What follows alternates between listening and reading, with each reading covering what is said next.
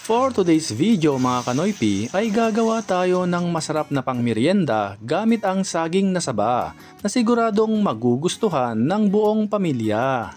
Umpisahan natin sa pagpapakulo ng tubig sa isang kawali. Kapag kumulo na, ilagay na ang sago at haluin para di magbuo-buo.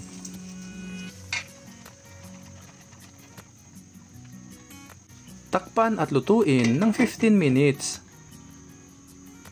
Pagkalipas ng 15 minutes, patayin na ang apoy at hayaang nakababad ang sago ng another 15 minutes para maluto ang loob nito. Sa paraang ito ay para makatipid tayo ng gasol. At this point ay luto na ang ating sago. Hanguin na ito at banlawan ng malamig na tubig. Kung nanonood ka pa rin at this point, paki-comment naman kung saang lugar kayo nanonood para alam namin kung saan nakaabot ang video na ito. Balatan na natin ang saging na saba. Kayo na ang bahala kung ilang piraso ang gagamitin ninyo. Pagkatapos ay hatiin ito ng pahaba sa 4 na piraso. O kahit na anong hiwa ang gusto ninyo ay okay lang din naman. Pagkatapos nating hiwain lahat, ilagay na ito sa kawali. Lagyan ito ng brown sugar, coconut milk,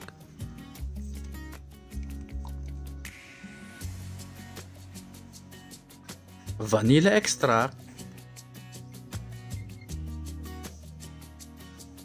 at konting asin pambalanse ng lasa.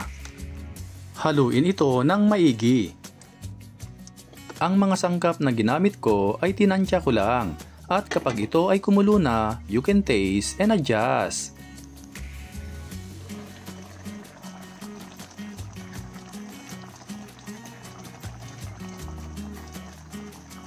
Kapag okay na ang lasa, ilagay na ang margarine at haluin ito ng maigi. Ilagay na ang nalutong sago. Haluin ng maigi.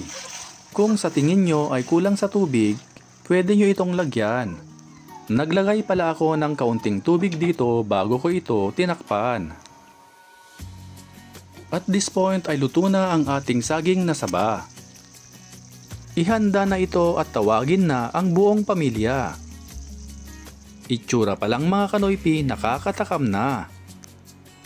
Kung natakam ka sa video na ito, i-share at itag mo na ito sa mga friends and families mo para masubukan din nila ito. Maraming salamat po sa walang sawang panonood at pagsuporta. At kung bago ka pa lamang dito sa aming page, ay mag-follow ka na para updated ka lagi sa aming bagong recipe. Hanggang sa muli, kain na mga kanoypi!